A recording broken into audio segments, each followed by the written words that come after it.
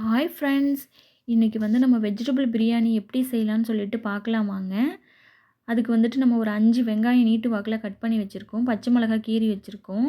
தக்காளியும் நீட்டு வாக்கில் கட் பண்ணி வச்சுருக்கோம். இஞ்சி பூண்டு பேஸ்ட் அரைச்சி வச்சுருக்கோம். வெஜிடபிள்ஸ் எல்லாமே கட் பண்ணி எடுத்து வச்சுருக்கோம். நம்ம கேரட்டு, பீன்ஸு, பச்சை பட்டாணி, பீட்ரூட்டும் சேர்த்துருக்கோம். இப்போ நம்ம ஸ்டவ்வை ஆன் பண்ணிக்கலாம். குக்கர் அடுப்பில் வச்சுக்கலாம். தேவையான அளவு எண்ணெய் ஊற்றிக்கலாம்.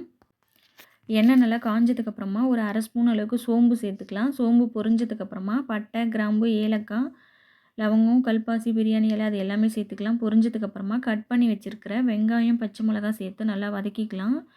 வெங்காயம் நல்லா கண்ணாடி பதம் வர அளவுக்கு வதங்கிக்கிட்டும். வதங்கினதுக்கப்புறமா 1.5 ஸ்பூன் அளவுக்கு இஞ்சி பூண்டு பேஸ்ட்டு சேர்த்துக்கலாம். இஞ்சி பூண்டு பேஸ்ட்டு சேர்த்து நல்லா வதங்கிக்கிட்டும்.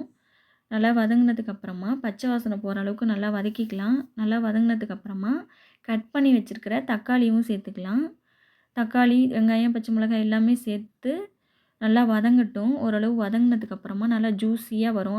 அந்த ஸ்டேஜில் நம்ம வெஜிடபிள்ஸையும் சேர்த்துக்கலாம். கட் பண்ணி வச்சுருக்க வெஜிடபிள்ஸும் நம்ம பீட்ரூட்டும் சேர்த்துருக்கேன். பீட்ரூட்டு சேர்த்து செய்யும்போது கொஞ்சம் கலர்ஃபுல்லாகவும் இருக்கும். டேஸ்ட்டும் நல்லாயிருக்கு. நீங்களும் இந்த மாதிரி செஞ்சு பாருங்கள். இப்போ வெஜிடபிள்ஸும் சேர்த்து ஓரளவுக்கு வதக்கிக்கலாம். நல்லா வதங்கினதுக்கப்புறமா நான் 3 கிளாஸ் தண்ணி சேர்த்துக்கிறேன். நான் 1.5 கிளாஸ் அளவுக்கு அரிசி வாஷ் பண்ணி எடுத்து வச்சுருக்கேன். அதனால் நான் 3 கிளாஸ் அளவுக்கு தண்ணி சேர்த்துக்கிறேன். தண்ணி சேர்த்துக்கிட்டதுக்கப்புறமா கொஞ்சமாக மஞ்சத்தூள் சேர்த்துக்கோங்க. தேவையான அளவு உப்பு சேர்த்துக்கோங்க.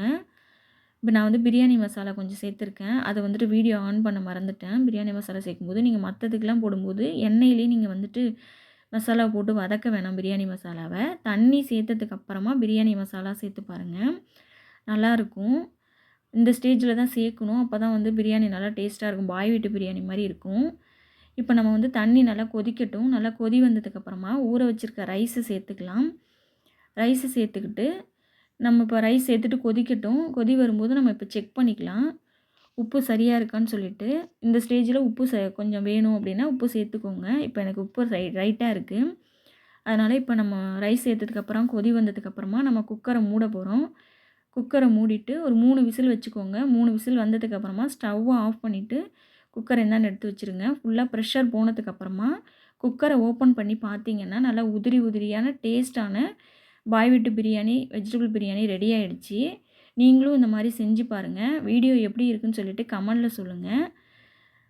மறக்காமல் சேனலை சப்ஸ்கிரைப் பண்ணிக்கோங்க. வீடியோ பிடிச்சிருந்துச்சின்னா ஃப்ரெண்ட்ஸ் அண்ட் ஃபேமிலிக்கு ஷேர் பண்ணுங்கள். நாளைக்கு இன்னொரு வீடியோவில் பார்க்கலாம். தேங்க்யூ.